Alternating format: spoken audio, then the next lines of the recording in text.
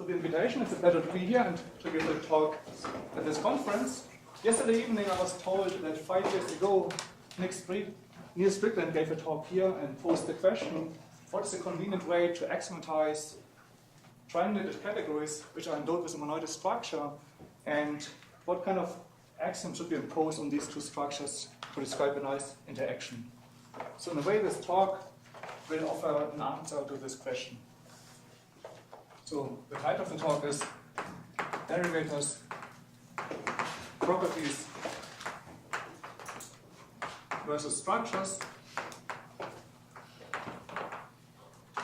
Where by structures we mean some kind of triangulations, higher triangulations, or monoidal triangulations.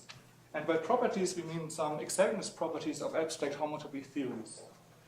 So there will be two parts in this talk. And the first one is about canonical higher triangulations.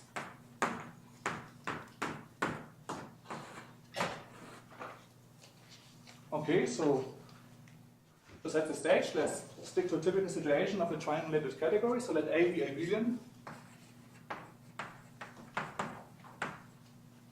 Then we can pass through chain complexes and localize the category of chain complexes at the class of quasi-isomorphisms, and this is by definition the derived category of A. So while chain complexes again offer to us an abelian category, the derived category does not have nice categorical features, like there are almost no limits and co-limits. But the classical way of fixing this is by imposing more structure on top of the derived category. And as this classical result of AD, that D of A is triangulated.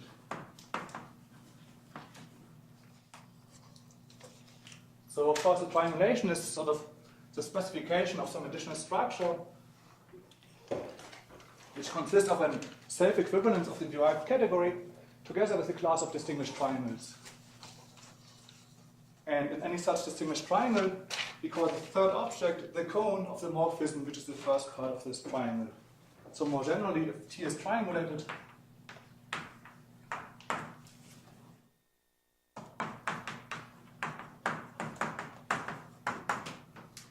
and we have such a distinguished triangle in T, then we think of this object as the cone of this map, as we know this cone construction, say in homological algebra, where we do apply it to chain maps.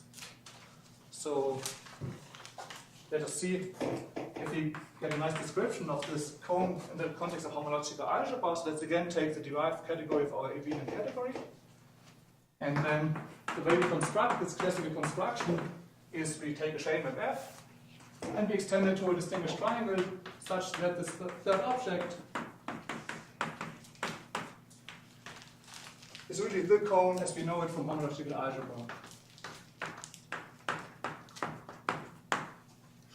And in a way, the entire triangulation is simply some kind of shadow of iterated constructions of such cones as we can see it on the derived category.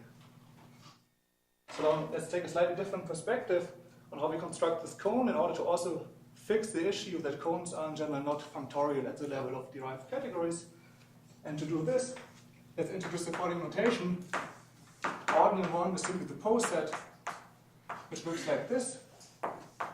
And we want to use this pose set as a shape on which we want to define diagrams. So the corresponding diagram category simply gives to us the category of morphisms in the target category. So in particular, we get the category of morphisms in A. Since A is abelian, we have all these finite limit and co-limit constructions, and by a combination of these, we can write down a co-kernel functor, which takes a morphism and spits out the co-kernel object. And a different perspective on this cone construction is offered by the following lemma, which is of course very well known, that if A is abelian, then the cone is nothing else than a left-derived version of the co-kernel. So first of all, the statement is, no matter what kind of